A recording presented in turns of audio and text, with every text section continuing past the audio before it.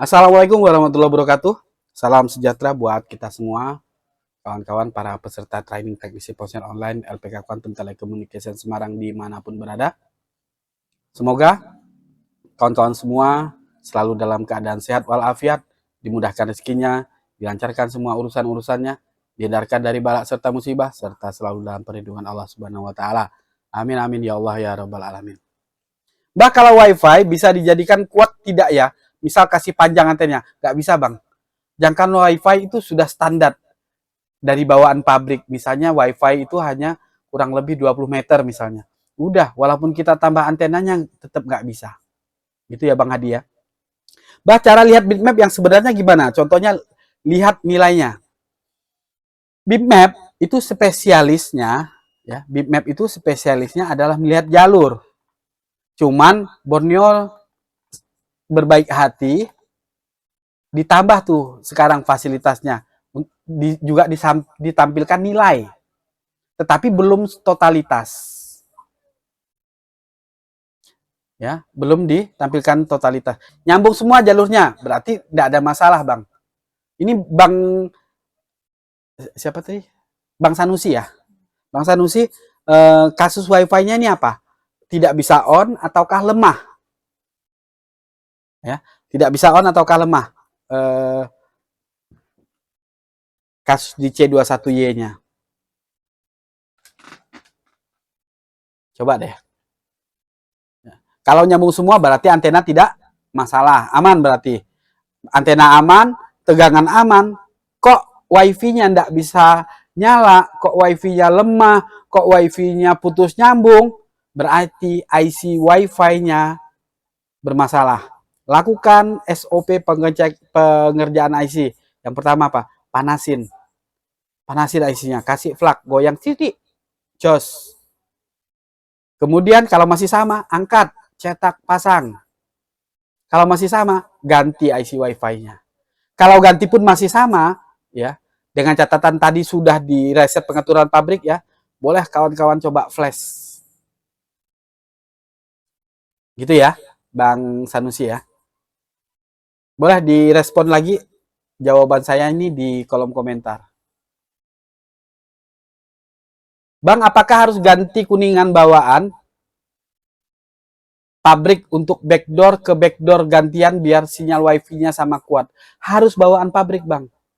Ya, Bang Yusril ya. Jadi kan bawaan pabrik di bagian belakang itu ada antena di beberapa handphone. Contoh seperti ini.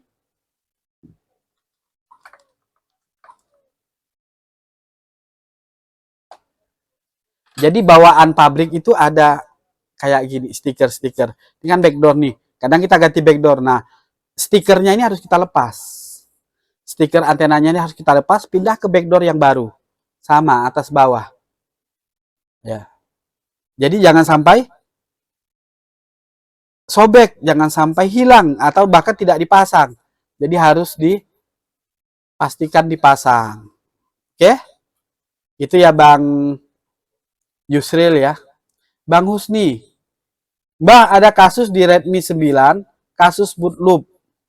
Saya nanti ini ya, Bang Husni saya jawab sebentar. Pending dulu pertanyaannya, saya langsung jawab Bang Krisman, Bang Sanusi. Kadang on, kadang off sendiri, Bah. Tapi gak nyambung-nyambung. Kadang nyambung, kadang mati sendiri. Ini coba Abang rebol. Bisa jadi ada tegangan yang tidak stabil. Ya, tadi ingat urut-urutannya, cek tegangan, cek jalur. Kok masih sama? Ya, atau kok sorry. Jika tegangannya komplit, jalurnya bagus, maka berarti IC Wi-Fi-nya masalah. Nah, ini kita rebol dulu, Bang. Atau panasin dulu ya, Bang Sanusi ya. Oke. Mbak ada kasus Redmi 9, kasus boot loop. Oke, boot loop. Biasanya saya rehot ACP ganti ICPA RF-nya. Boot loop diganti IC RF, ICPA down. Kemarin ada satu kasus sudah ganti ICPA belum down, tapi nggak bisa di flash. Saat colok PC hanya terdetek MediaTek USB port dan masih belum down. Kemungkinan kerusakan MMC, apakah MMC bisa di ACP tanpa partisi? Untuk tahap awal tetap kita ACP.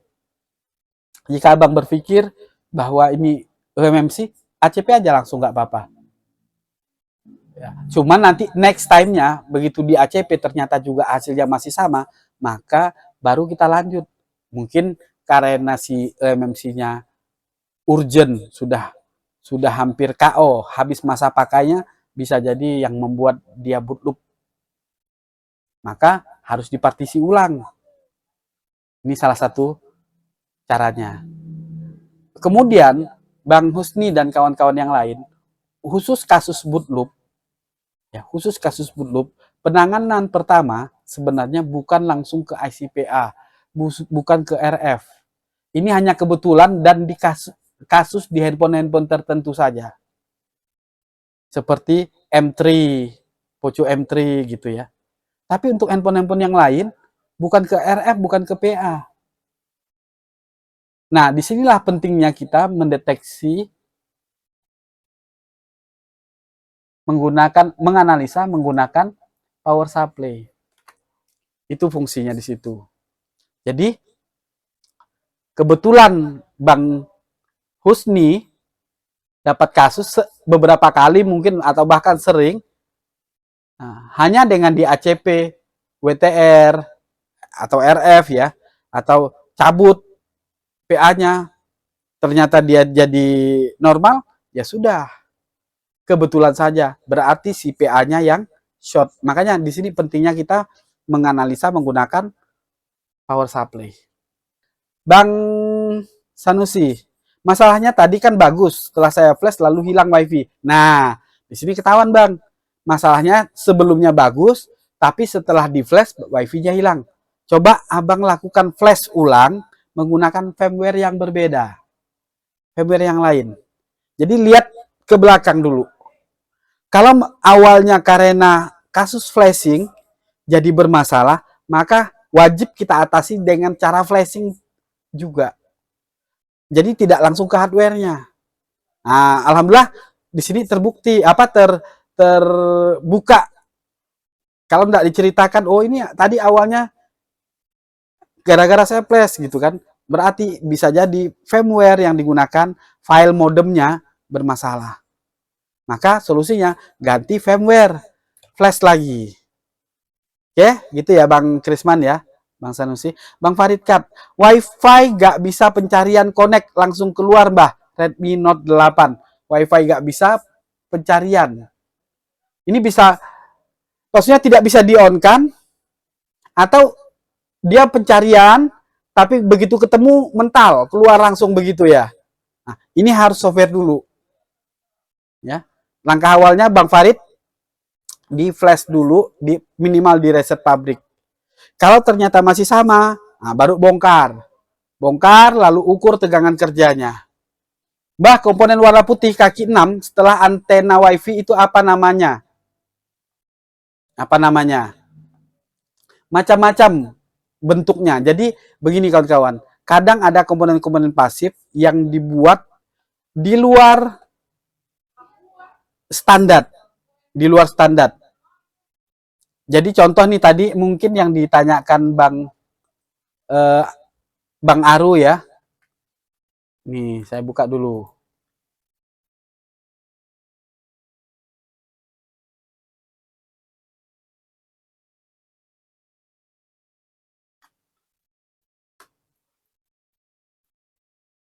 Ini ya. Ya. Mungkin ini yang dimaksud Bang Aru. Kaki 6 setelah antena Wi-Fi. Ini ya. Ada kaki 6 ini. Ini duplexer. Duplexer ini seperti keran 3 jalur. 3 jalur. Dia masuk 1, keluarnya 2. Ataupun masuknya 2 dari 2 arah ini, tapi keluarnya 1. Seperti itu. Nah, jadi di sini antena ini, satu masuk. Terserah nih mau dibilang keluar masuk, mana yang keluar, bebas. Intinya komponen ini sebagai kopling lah atau pembagi ya, sebagai pembagi supaya apa? Dia enggak pakai banyak komponen yang kecil-kecil. dibikinlah kayak gini, seperti selang 3 jalur. Seperti itu.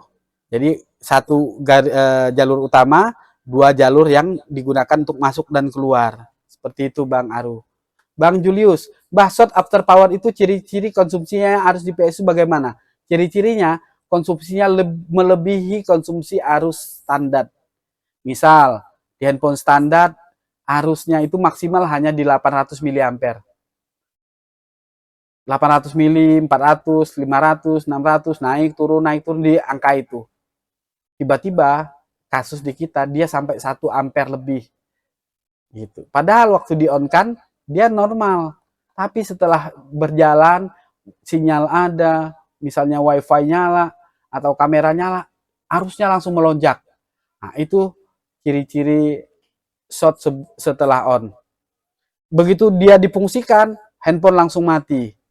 Contoh, masuk kamera, mati. Bisa jadi karena kasus short setelah on. Karena waktu masuk kamera ada tegangan yang terpakai, qadarullah mungkin jalur tegangan kamera tersebut short. Makanya begitu pas tegangannya lewat, mati handphonenya. Bisa jadi seperti itu. Atau terjadi lonjakan yang sangat tinggi. Lonjakan arus yang sangat tinggi, bisa seperti itu juga. Bang Husni, kalau partisi ulang MMC, apakah bisa dengan ISP direct, Mbah? Bisa. Bisa ya Bang Husni ya.